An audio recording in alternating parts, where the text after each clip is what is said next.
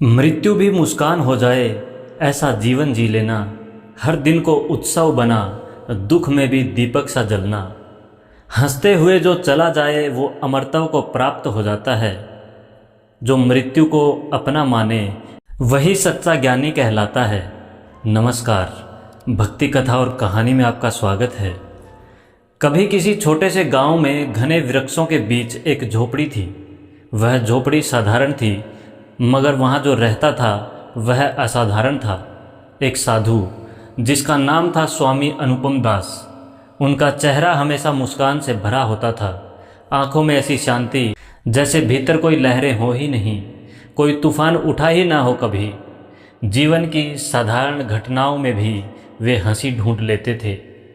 बारिश हो रही हो तो वे बच्चों के साथ मिट्टी में खेलते, धूप तेज हो तो पेड़ की छांव में बैठकर चिड़ियों को चिढ़ाते।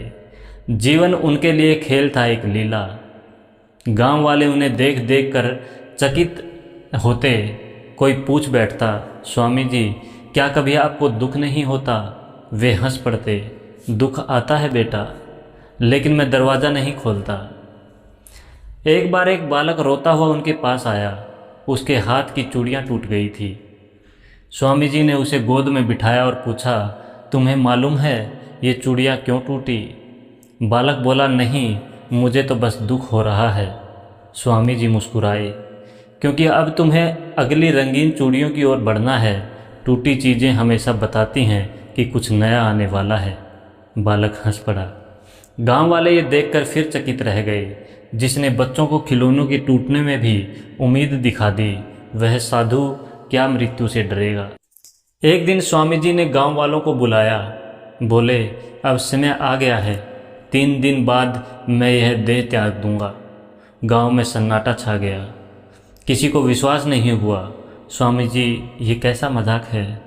नहीं, वे गंभीर हुए। मैं जा रहा हूँ, लेकिन मेरी एक बात गांठ बांध लो, मेरी मृत्यु को रोना मत। यहाँ हमेशा हंसी रही है।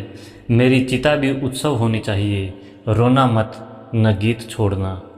लोग भीतर से टूटने लगे, लेकिन उन्होंने संकल्प लिया, स्वामी जी की आखिरी इच्छा पूरी करेंगे। आखिरी 3 दिन साधु की कुटिया तीर्थ बन गई। लोग दूर दूर से आने लगे। बूढ़े, बच्चे, स्त्रियां, सबके चेहरे पर उदासी थी, लेकिन स्वामी जी सबको गले लगाकर हंसा रहे थे। एक स्त्री जो रोज़ उनके लिए जल लेकर आती थी, बोली, स्वामी जी अब यह झरना सूना हो जाएगा। स्वामी जी ने कहा, जल का स्रोत कभी नहीं सूखता, बस पात्र बदलते हैं। मैं चला जाऊंगा, लेकिन तुम्हारा प्रेम बना रहेगा। अगली बार किसी और को उसी प्रेम से जल देना। मरने की सुबह आई। सबका मन भारी था, लेकिन स्वामी जी के होठों पर वही हंसी थी। उन्होंने एक गीत गाया, जीवन एक झोंका है, मृत्यु एक पंख है।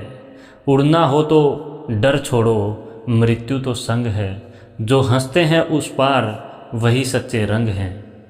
गीत पूरा हुआ। स्वामी जी ने आंखें बंद की, जैसे कोई दीपक धीरे से बुझा हो, जैसे कोई झील की सतह पर पड़ती हल्की सी लहर, और फिर मौन। लोगों ने वैसा ही किया जैसा उन्होंने कहा था। न कोई स्नान, न वस्त्र बदलना, जैसे थे वैसे ही उनकी देह को चिता पर रख दिया गया। पर जब अग्नि लगाई गई तभी एक विस्फोट सा हुआ। चिता से फुलझड़ियाँ और पटाखे फूटने लगे।